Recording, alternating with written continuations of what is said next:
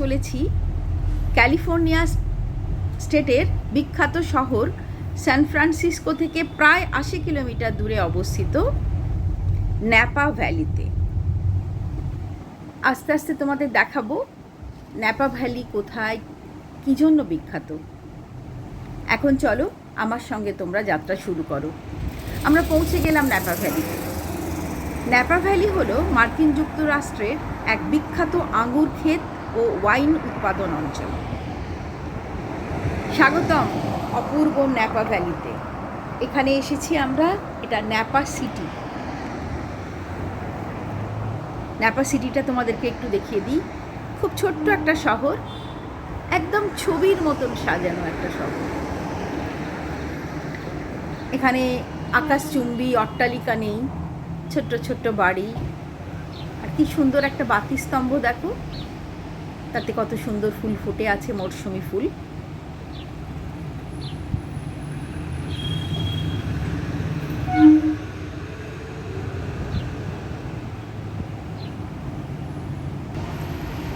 এই হলো nappa city.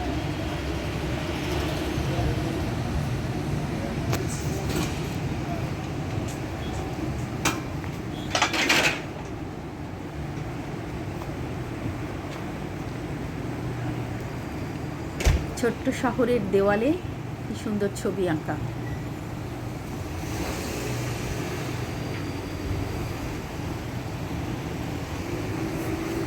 প্রকৃতি, সংস্কৃতি আর সৌন্দর্যের এক অনন্য মেলবন্ধন এই ন্যাপা সিটি।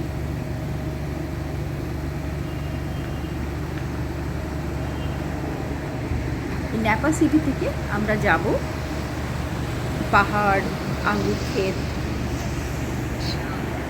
সেখানে দেখতে যাব একটু পরে।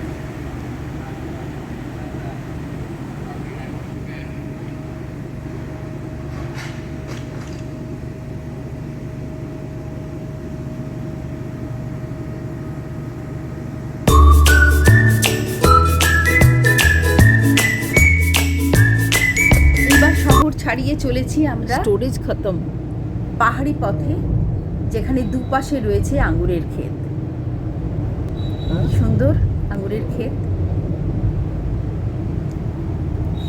সূর্যের আলোয় ঝলমল করা আঙ্গুরের বাগান, মনোরম পথ আর দূরের পাহাড় ন্যাপা ভ্যালিকে করে তুলেছে এক স্বপ্নের গন্তব্য। এখানে রয়েছে শত শত ওয়াইনারি, বিলাসবহুল রিসর্ট আর সুস্বাদু খাবারের সমাহার। এই দেখো আঙ্গুর দেখা যাচ্ছে, আঙ্গুর ঝুলছে পুরো গাছ থেকে। আমি তো আমার জীবনে এর আগে কখনো এরকম জীবন্ত আঙ্গুর দেখিনি। সবসময় আঙ্গুর দেখেছি বাজারে। এই হচ্ছে একটা নামকরা ওয়াইনারি, রেমন্ড।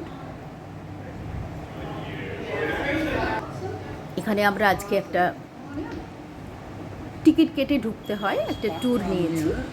ওরা আমাদের ঘুরিয়ে ঘুরিয়ে দেখাবে কেমনভাবে ওয়াইন তৈরি করা হয়, কীরকমভাবে আঙ্গুর বাছাই হয়, কোন আঙ্গুর থেকে কী ওয়াইন হয়, কোন জাতের। সে এক অদ্ভুত একটা শাস্ত্র, যেন একটা বিজ্ঞান।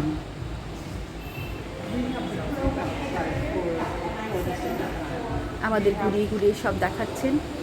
অতটা বিশদে এখানে আমি তোমাদেরকে বলতে পারবো না, জানাতে পারবো না। মানে অতটা আমার স্মৃতিশক্তি নেই, মনে নেই আর কি।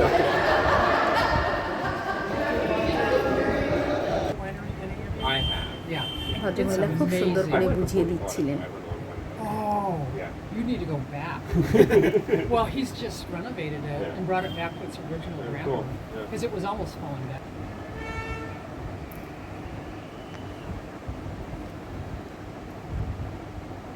প্রতি বছর লক্ষ লক্ষ পর্যটক এখানে আসেন প্রকৃতির সৌন্দর্য, শান্ত পরিবেশ আর অনন্য অভিজ্ঞতার খোঁজে। এই যে দূর থেকে আমি এই ওয়াইনারিটার ছবি নিচ্ছিলাম, যাতে তোমাদেরকে আমি দেখাতে পারি। এই যাত্রাপথে অনেকগুলো ওয়াইনারি দেখেছি। পথে পড়েছে। মানে এক কথায় বলা যায় ন্যাপা ভ্যালিতে মানুষ সেরকমভাবে বসবাস করেন না। এই ওয়াইনারি আছে অনেকগুলো, আর আঙুরের চাষ হয়, পর্যটকরা সেগুলো দেখতেই আসে।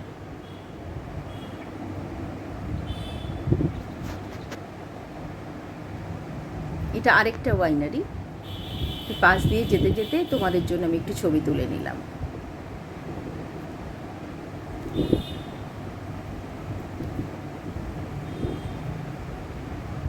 সবুজের বুকে আঁকা আঙুর লতার গল্প, পাহাড়ের কোলে যেন এক শান্তির ঠিকানা। প্রকৃতি, সংস্কৃতি আর সৌন্দর্যের এক অনন্য মেলবন্ধন। দিগন্ত জোড়া আঙুর লতার সবুজে পাহাড়, তার নীরব হাতছানিতে প্রকৃতি যেন নিজেকে উজাড় করে দিয়েছে আমাদের জন্য। একটা সুন্দর সকাল আর দুপুর এখানে কাটানোর পর আমরা ফিরে চলেছি শহরের উদ্দেশ্যে, সান ফ্রান্সিসকোর উদ্দেশ্যে। যাওয়ার পথটাও কি মনোরম, দুপাশে সবুজ সবুজ উপত্যকা আর তাতে আঙুরের ক্ষেত।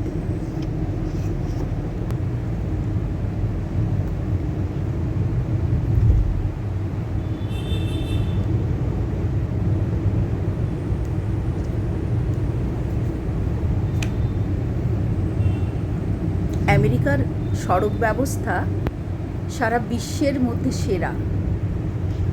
এত সুন্দর রাস্তা, মাইলের পর মাইল, মাইলের পর মাইল, অসাধারণ।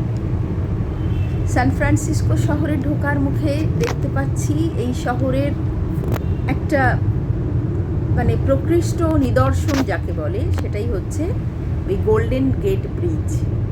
ওই যে দূর থেকে দেখা যাচ্ছে, এবং ওই ব্রিজটার মধ্যে দিয়েই আমরা শহরে ঢুকবো। এই ব্রিজটা আমি এর আগে একটা ভিডিওতে দেখিয়েছি তোমাদের, আজকে আরও সামনে থেকে দেখতে পাচ্ছি।